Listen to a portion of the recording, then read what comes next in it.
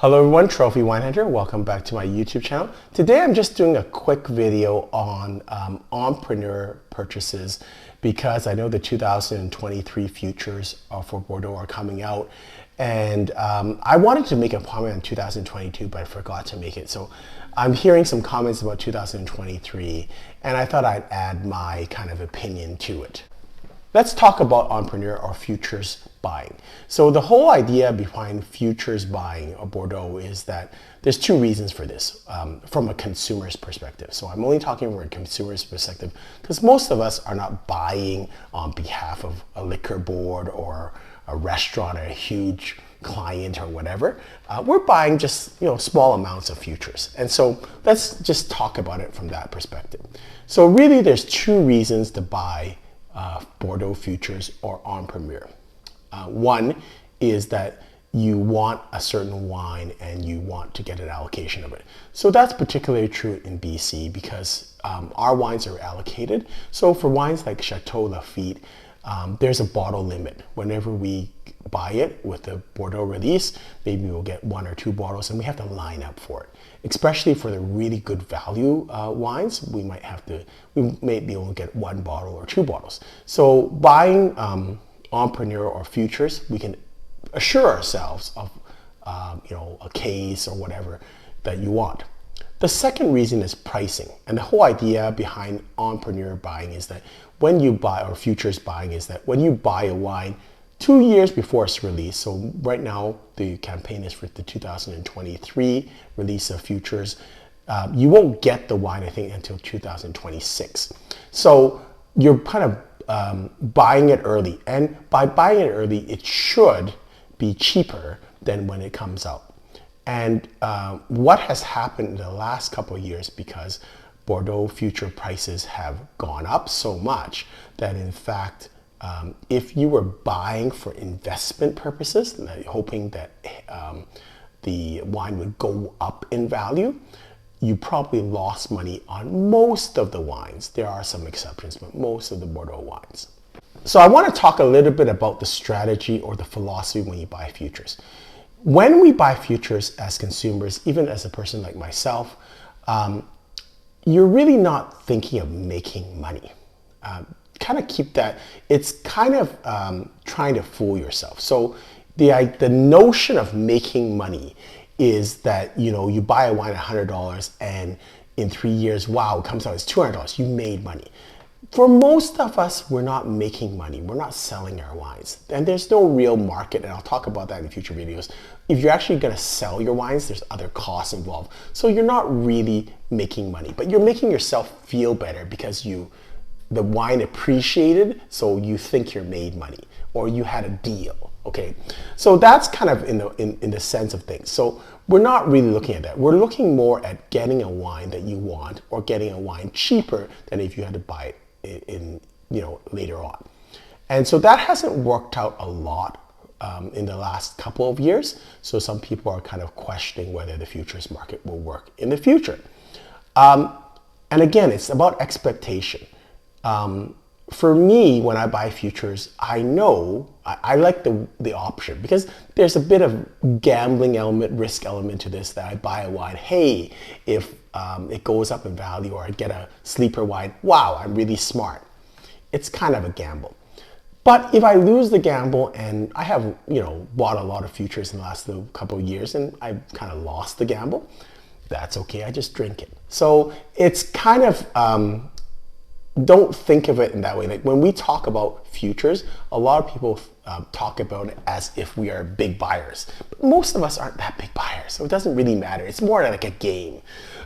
So that's kind of what I suggest to people. When you're buying futures, the futures market really doesn't affect most of us that much. Most of us don't buy that much futures to be able to really affect our lives. But the usefulness of the future market is really to figure out the kind of how the wine game or wine market is going.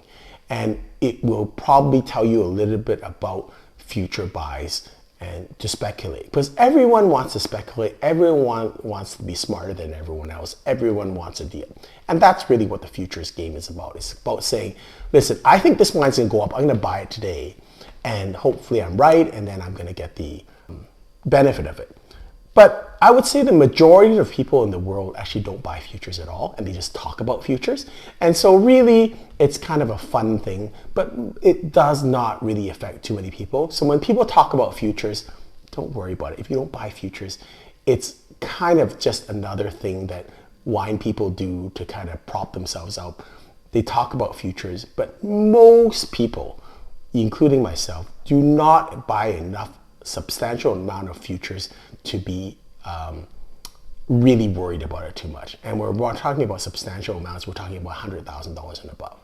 Most people are in that market. If you're buying a couple of $1,000s worth of futures, if you're wrong, you just drink it. It's not that big a deal.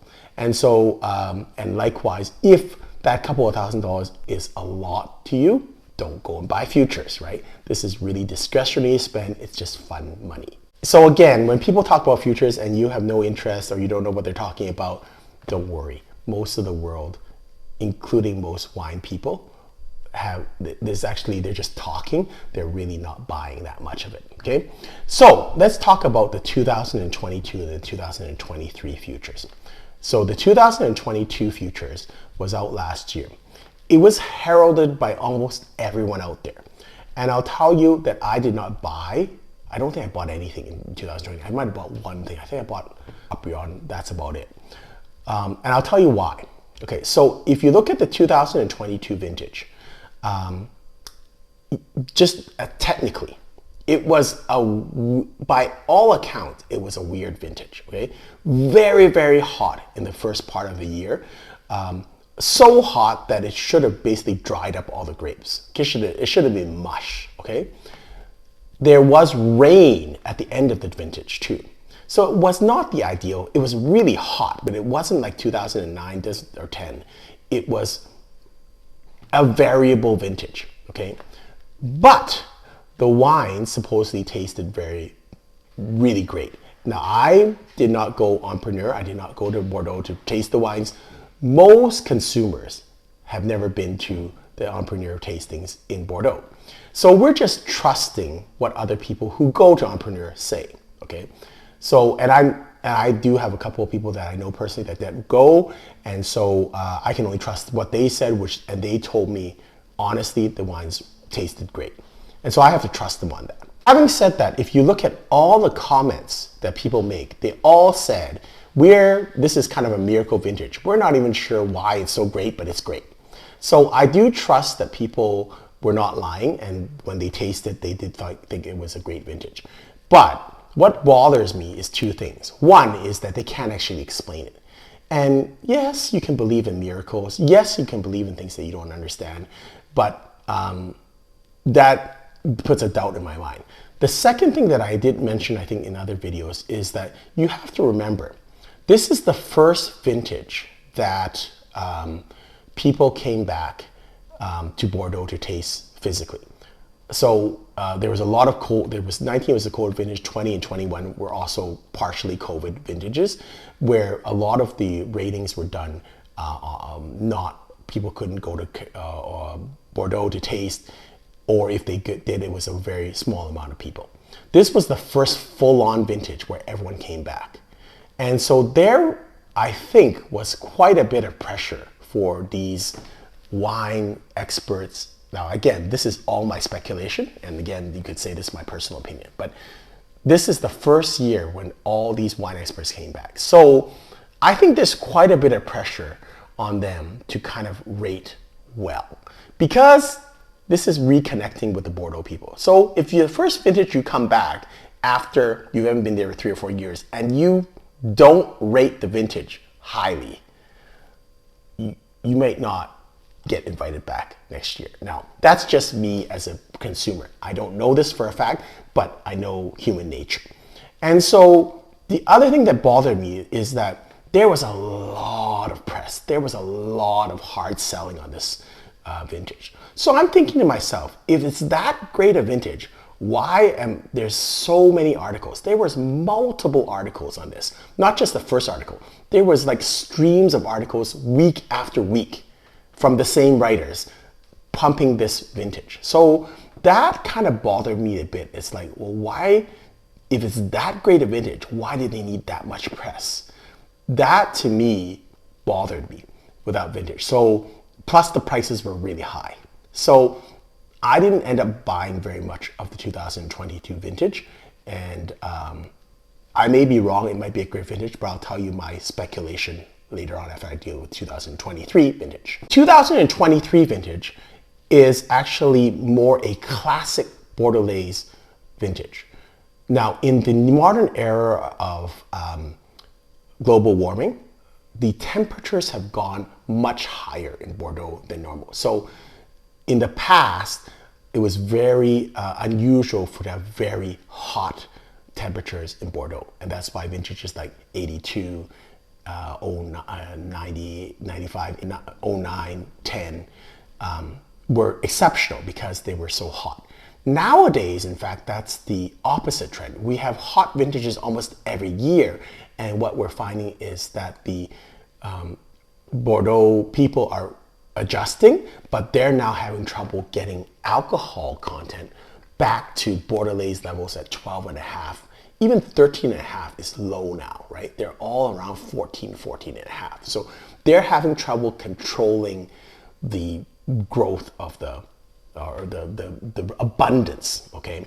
So what I mean by a traditional, the 2023 could be called a off vintage, but I think it's more classic in terms of you're gonna see alcohol levels a little bit lower. With the 2023 vintage, it was not great at the beginning, and there was rain at the beginning, but it was hot at the end. So what happened was that there was mold that developed for a lot of wineries.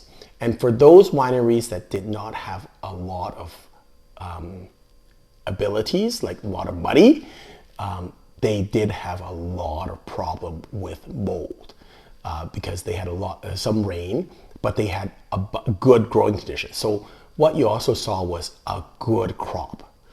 With 2022, like exceedingly hot in the beginning and then rain. If you want to look at it in a good light, you would say the rain saved the desert-like conditions and saved the vintage. If I look at it at another light, I would say it was really not great a vintage. It was really blistering hot and then it rained at the end. That's not good at all. And so, and what ended up happening is that there was a very small crop in 2022. So that's probably why. You've got a small crop and you've got the first year coming back, so you've got high prices.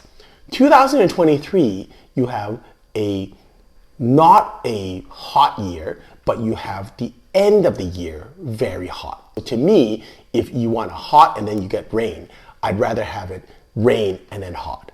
Because again, what happens when it rains and it gets hot? You get mold. And if the winery has a lot of money and technology, they can get rid of that mold. If they don't, yeah, we have a big problem. So what you end up having right now in 2023 is an abundant crop, but you have some not so good wines compared to hotter years. And where you're going to have problems is going to be wineries that are kind of not as well funded, so maybe some of the lesser wineries, and probably right bank because you have Merlot based grapes which ripen earlier, and potentially maybe Margaux, because I think normally Margaux does very well in off vintages, but those off vintages normally mean that the growing season was short. In this situation, the end of the growing season was really good, and so Merlot might have been picked by then, and so it might be a little bit not as good. So cab dominant grapes that need a long growing season and could like that hotness at the end, I think would do okay. So that, for example, a wine like Lafite, I think did very well because they have lots of money, they can deal with the mold, and they are cab dominant in Pauillac. I think they were going to make a spectacular wine, and that's why we haven't had all the Bordeaux Futures, but I did buy Lafite at 30%. So the other thing is that the pricing of 2023 vintage was down. So I think there's been 3 or 4 releases. Pontac-Canet released, Leoville Lacasse released, and Chateau Lafite released. All of them are between 30 to 40% less than the 2022 vintage. So again, I like the 2023 vintage, and I'll probably end up buying a lot of it. The reason being is I think for me as a consumer, I'm drinking the wines. So again, this is the speculative game. If I'm right and the 2023 vintage is a good, decent vintage in the future and appreciates in value, then I, in a way, won. I earned money because I bought low and bought high. If not, I've got a great wine. And the rationale, the wine prices and futures, I'm talking US dollars, the wine price of Lafite is around 500, which is very low for Lafite. You can't buy any other Lafite any year at 500. So it's like, well, how bad could it be? It's still going to be a 95-point wine. How bad could it be? I think Leoville Lacasse is at 140. Pontac-Canet is like 90 or 70. It's very, very reasonable prices for these wines. And these are US dollars in the US market. So I think you're not going to lose a lot of money on these wines, and because they're already so low. And even if you do, you just drink them. They're going to be great wines to drink. So what I think will end up happening, and I could be totally wrong and I have egg in my face, is that people will discover long term that the 2022 was probably not as good as people think. I think it may drink well, but I think in 10 years people will figure out that it's not, because if you just look at the mechanics of the vintage, it shouldn't be a great vintage. So maybe I'm wrong, maybe it's a miracle vintage, but I'll bank on common sense, and I would say there will probably be a restatement of this vintage in 5 or 10 years, and people will look back at it and say, probably it was a little high. The 2023 vintage, I think it's really like 19. I don't think it's as bad as 17. I don't think it's as bad as 2011. I think people in 5 or 10 years time will say this was actually underpriced, because no matter what vintage you're talking about, the prices are actually pretty decent. Like even if it's as not as good as the 17 or not as good as the 11, I still think the price is pretty good. So there's not very much downside on this wine, but I think quite a lot of upside. Right, likewise with the 2022, I think there's not a lot of upside because it's already been priced in. People already think it's a great vintage. It's already priced in.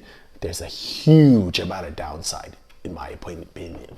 And I think a lot of people can lose a lot of money if you were actually investing in it in 22. I don't think you can lose a lot of money in 2023. I think you're gonna get some pretty decent wines as long as you stick to the top wines. So I would only buy probably First Growths, and I would only buy Left Bank.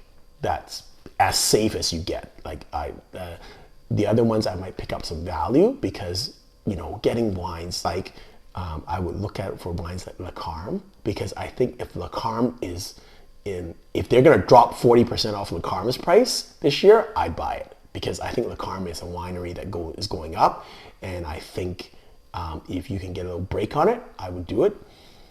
I might even take a chance on some of the right bank wines, the premier right kind of wines, if they're well priced. If you're going to give me a 30% reduction on La Pin or Petrus or La Fleur, you can't get those prices. And so it's not going to be that bad. La Pin, Petrus, Cheval, Auxonne, they don't make bad wines. They won't do that. They will not risk their reputation as a top winery and make a plunk wine. They won't. They'd rather not make the wine. And so if you're going to give me a 30 or 40% discount on these wines, I'd take them. With some of the other wines, even if you gave me a 30 or 40% discount, I probably wouldn't take them because they probably would be still available later on. That's just my view. I might, make some more comments in either my Twitter feed or my Threads feed or the community section on various Bordeaux releases that come out, the future releases and I'm happy to tell people what I'm buying. Again, I'm not buying hundreds of thousands of dollars of wine, but I will buy some value if I see it. Hope you've enjoyed my views, and hope you've enjoyed this video. Until next time, happy drinking.